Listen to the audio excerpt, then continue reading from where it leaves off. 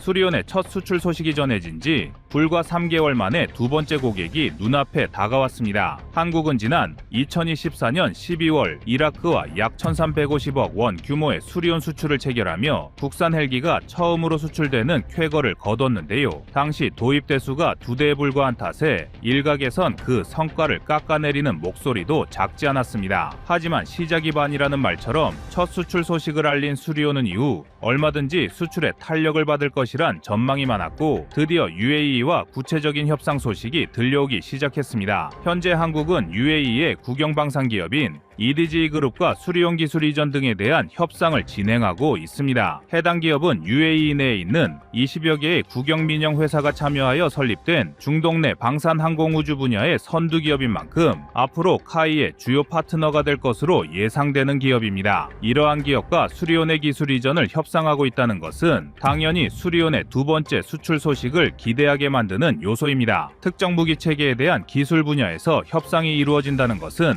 해당 무기 도입을 위한 절충 교역을 의미하거나 라이선스 생산 협상 등이 이루어지고 있다는 것을 간접적으로 암시합니다. 직도입에 따른 기술 이전과 라이선스 생산 중 어떤 방향을 선택하더라도 결국 우리 군의 국산 헬기가 새로운 시장을 개척하게 될 것은 틀림없는 일인데요. 한국은 수리온 이외에도 다양한 헬기를 개발한 만큼 앞으로는 전투기에 이어 헬기 분야의 꾸준한 수출 증대도 가능할 전망입니다. 더군다나 중동 지역은 지리적, 환경적, 전략적 특성에 따라 헬기 전력에 많은 관심을 보이고 있습니다. 그래서 준비했습니다. 오늘은 수리온의 두 번째 수출 전망과 중동 지역이 한국산 헬기에 관심을 보이는 이유에 대해 알려드리겠습니다.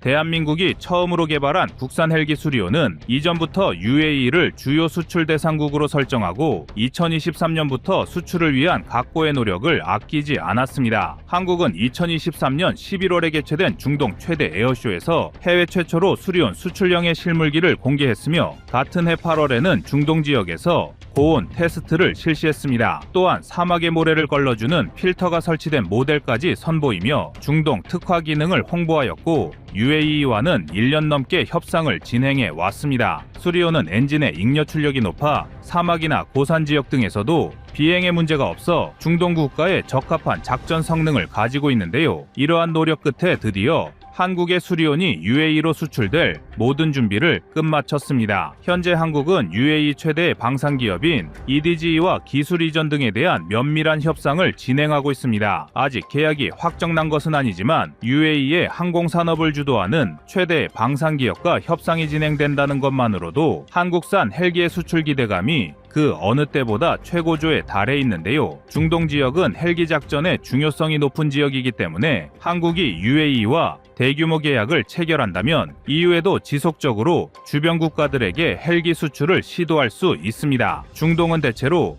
대규모의 전면전보다는 난립한 무장단체들로 인한 게릴라전과 국지전이 빈번합니다. 이러한 전투 환경에선 우수한 기동 헬기를 가진 쪽이 전장으로 신속하게 병력을 투입할 수 있어 매우 유리합니다. 수리온은 2명의 조종사와 2명의 사수를 제외하고 완전 무장 병력을 최소 9명이나 탑승시킬 수 있으며 좌석 재배치를 거치면 최대 11명의 완전 무장 병력이 탑승할 수 있습니다. 쉽게 말해 한 개 분대가 곧바로 작전에 투입될 수 있다는 의미인데요. 여기에 더해 무장방군이 사용하는 지대공 미사일을 회피하기 위한 수리온의 방어 능력도 우수합니다. 헬기에게 있어 적의 미사일을 방어할 수 있는 역량은 실전에서 매우 큰 차이를 불러옵니다. 영화 론 서바이벌을 통해 대중에게도 많이 알려진 네이비실의 레드윙스 작전에선 고립된 대원을 구하기 위해 지원된 미군의 헬기가 적의 미사일에 격추당하면서 치누크 헬기에 탑승하고 있던 16명의 병력이 전원 사망하는 참사가 발생하기도 했습니다. 이러한 실전 사례에서 알 수 있는 것처럼 헬기가 적의 공격을 방어할 수 있는 수단은 작전의 성패를 가를 수 있는데 수리온은 최신형 헬기답게 체프와 플레어, 레이저, 경보 수신기 등을 장착하고 있습니다. 체프는 적의 레이더 전파를 교란할 수 있는 알루미늄 등을 공중에 살포하여 적 미사일의 유도를 교란할 수 있으며 플레어는 마그네슘과 나트륨 등이 혼합된 화합 물질을 방출하여 적외선 유도 미사일을 교란할 수 있는 기만 체계입니다. 체프와 플레어 모두 현대전에서는 미사일 방어의 기본 기본 체계나 다름없을 정도로 중요한 방어 수단인데 수리온은 이것을 모두 장착함으로써 생존성을 극대화하였습니다. 게다가 수리온은 한국의 고산지대를 기본 작전 환경으로 개발되었기 때문에 잉여 출력이 상당히 뛰어납니다. 앞서도 말씀드렸지만 헬기의 잉여 출력이 우수하다는 것은 중동 같은 극한의 작전 환경에서 특히 중요한 요소가 되는데요.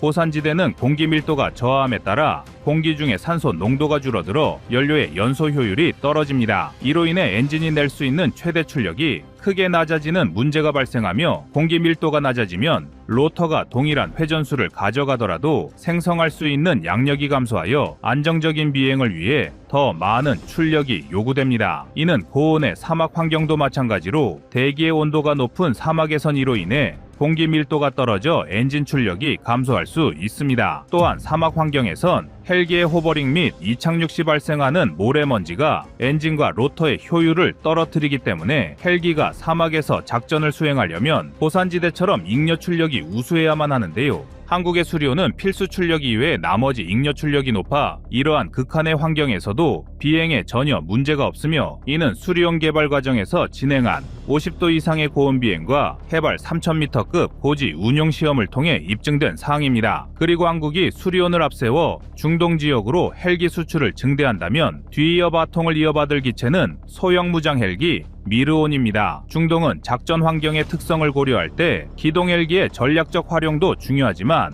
여기에 더해 공격 헬기나 무장 헬기의 역할도 매우 중요합니다. 중동은 사막 지형이 많은 환경 특성상 지상군의 기갑화가 빠르게 진행된 나라가 많습니다. 장애물이 적은 사막의 개활지를 극복하기 위해서는 다수의 전차와 장갑차 등으로 부대를 편제하여 적을 압도하는 것이 중요하기 때문입니다. 역사적으로도 제2차 세계대전에서 북아프리카의 사막전선은 롬멜, 패튼, 몽고메리 등 기갑부대에 특화된 지휘관들이 자웅을 겨루는 경우가 많았는데요. 이러한 특징은 현대전에서도 크게 다르지 않습니다. 여전히 상당수의 중동 국가들은 사막 지형에서 활용할 수 있는 기갑 전력에 많은 투자를 아끼지 않고 있는데 이러한 기갑 전력을 제압하는 최적의 전력은 헬기입니다. 다량의 대전차 미사일을 탑재하고 장시간 비행이 가능한 헬기는 드론과 지대지 미사일이 발전한 현대전장에서도 가장 뛰어난 전차 제압 능력을 보유하고 있는데요. 이를 방증하듯 사우디아라비아와 UAE 등 다수의 국가는 30-40대가량의 아파치 헬기를 도입하여 적의 기갑 전력을 제압하려 하고 있습니다. 하지만 아파치 헬기는 현존하는 최강의 공격, 헬기답게 우수한 성능을 보유하였지만 그와 비례하여 대당 도입 가격과 유지비가 만만치 않다는 단점도 가지고 있습니다. 그렇다면 중동 국가들도 헬기 전력을 보강하는 과정에서 아파치 헬기를 보조할 무장, 헬기에 관심을 가지게 될 것은 자명한데요. 한국은 이 지점을 공략할 필요가 있습니다.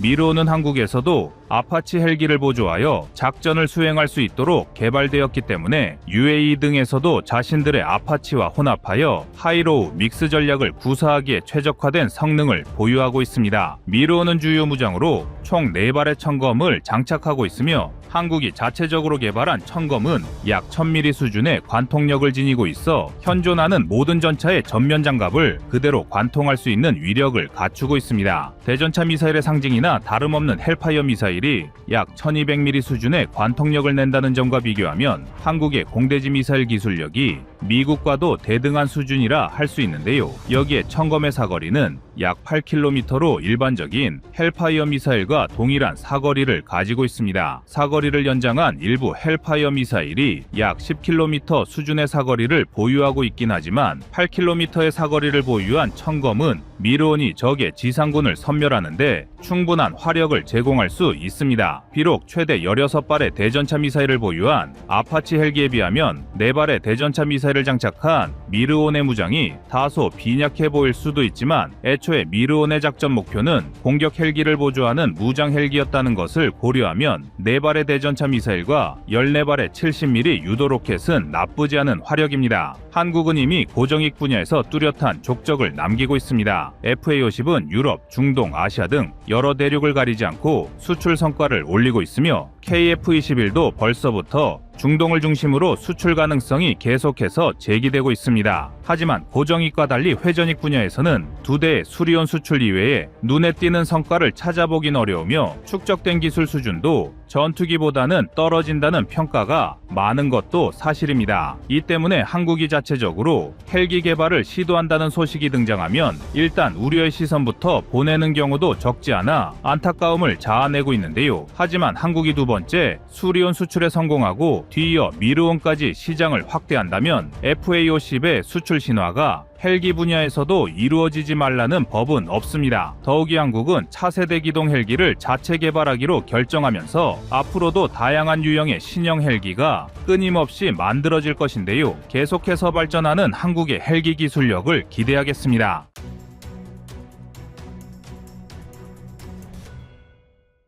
다음은 24년 8월 3일 블랙호크 대체 영상입니다. 2021년에 영국의 국제전략문제연구소가 평가한 밀리터리 밸런스가 내놓은 자료에 따르면 대한민국 육군항공작전사령부는 500대 이상의 헬기를 운용하며 세계 4위 규모의 헬기 전력이라 평가받고 있습니다. 항작사는 여러 차례 중요한 작전에서 뛰어난 성과를 거두었습니다. 1996년 강릉지역 대간첩 작전에서 1200여 대의 항공기를 투입해 성공적인 작전을 수행했으며 1998년 대형 태풍으로 인한 중부지방 집중호우 시 3292명의 인명을 구조하는 등 국가재난 상황에서도 중요한 역할을 했습니다. 또한 2010년 아프가니스탄 재건지원 파병, 서북도 서방호, 2018년 평창 동계올림픽 등 주요 국가 행사에서도 경호경비 작전을 수행했습니다. 항작사가 보유한 헬기에는 CH-47 치누크, KUH-1 수리온, AH-64 아파치, AH-1SF 코브라 등이 있는데요. 이중주력 기동 헬기는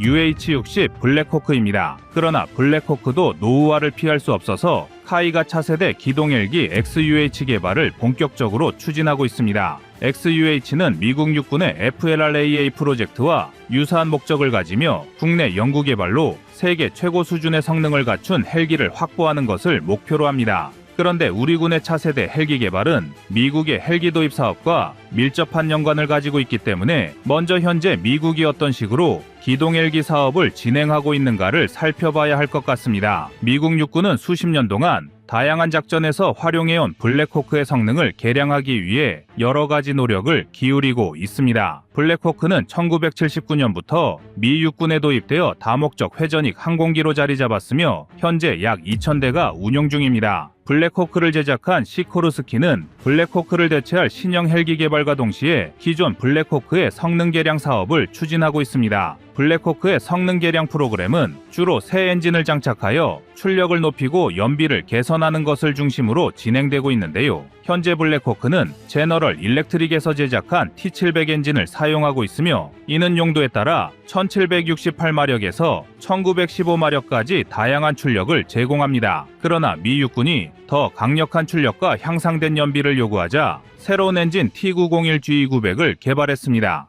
T901GE900은 기존 T700 엔진 대비 약 50% 강력한 출력을 제공하면서도 연비가 25% 향상되었습니다. 이는 블랙호크의 항속거리를 크게 늘리고 더욱 효율적인 운용을 가능하게 합니다. T901 엔진은 대형 공격 헬기인 AH-64 아파치 개량형에도 사용될 예정입니다. T901 엔진은 현재까지 약 1500시간의 전면 지상 시험과 5000시간의 엔진 인증 시험을 거쳤으며 최근에는 UH-60M 블랙호크 헬기에 장착되어 지상 시험과 비행 시험을 앞두고 있습니다. 미국은 성능 개량을 통해 블랙호크의 운용 수명을 2070년까지 연장할 계획입니다. 블랙호크 성능 개량 프로그램이 성공적으로 완료되면 블랙호크는 B-52 스트라토포트리스에 이어 두 번째로 100년이 지나도 운용되는 항공기가 될 것으로 예상됩니다. 이와 함께 미국은 블랙호크를 대체하기 위한 미래장거리 강습 항공기 프로젝트도 함께 진행 중입니다.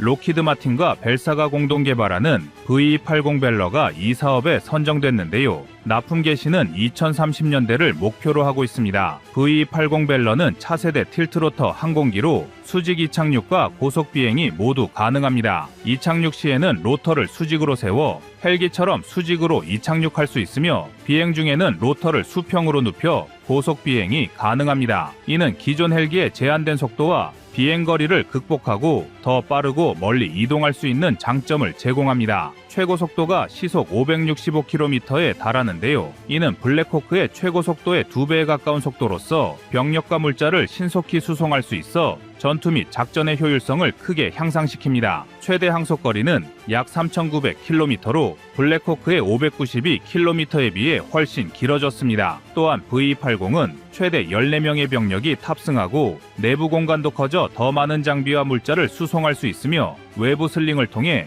최대 4.5톤의 화물 운반이 가능해 다목적으로 활용될 수 있습니다. V-80은 V꼬리를 적용하여 기동성을 향상시켰으며 탄소 섬유 기반 소재를 대량 사용하여 중량과 가격을 감소시켰습니다. 여기에 디지털 비행 통제 시스템인 플라이바이와이어를 3중으로 구축하여 비행 안정성을 높였습니다. V-80의 엔진은 90도 회전하는 V22 오스프리와 달리 엔진 자체는 고정되어 있고 터보 샤프트 부분만 회전합니다. 이는 엔진의 배기열이 활주로에 닿는 문제를 해결하고 측면 도어에 방어용 무장을 장착할 수 있도록 합니다. 하지만 V280 벨러에도 단점은 존재합니다. V280 벨러는 넓은 전폭과 높은 전고 때문에 운용에 넓은 주기 공간이 필요합니다. 이는 항공모함이나 좁은 공간에서 운용이 용이한 V22 오스프리와는 대조적입니다. V22 오스프리는 날개와 로터를 접을 수 있는 설계로 함재기로서의 장점을 갖추고 있지만 V80은 완전 고정식으로 설계되어 이러한 유연성이 부족합니다. 또한 V80 벨러는 틸트 로터 기술을 활용하여 엔진은 고정하고 로터 축만 90도로 회전하는 방식을 채택했는데요. 이는 엔진과 로터 축 전체가 회전하는 V12의 방식에 비해 움직이는 부분을 최소화하여 기체 안전성을 높이는 장점이 있지만 복잡한 메커니즘을 갖추고 있어 유지 보수에 어려움이 있을 수 있습니다. 이 밖에도 높은 개발 비용과 상대적으로 낮은 병력 탑재 능력 등의 문제도 가지고 있습니다. 대한민국 육군도 현재 사용 중인 UH-60 블랙호크 헬기를 대체하기 위해 신형 헬기 도입을 적극 검토 중인데요. 우리 군이 운영 중인 블랙호크는 구형 모델로 현대전장에서 요구되는 성능을 충족하지 못하고 있는 상황입니다. 그래서 블랙호크 대체 헬기를 자체 개발할지 외국 기종을 도입할지 결정해야 하는데요. 미국의 V80 도입 결과에 따라 기술 협력이나 도입 방식이 영향을 받을 수 있습니다. V80의 도입으로 미군의 기동 헬기 속도가 빨라지면 한국군도 이에 맞춰 새로운 헬기를 도입해야 할 필요성이 커진다는 것입니다. 만약 한국이 블랙호크를 대체하는 고성능 헬기를 자체 개발하기로 결정한다면 이는 수리용과 소형 무장 헬기를 뛰어넘는 성능을 목표로 할 수밖에 없습니다. 그리고 이와 연관하여 카이가 차세대 기동 헬기 XUH 개발 계획을 가지고 있는 것으로 알려져 있습니다. 올해 초 한국항공우주학회가 개최한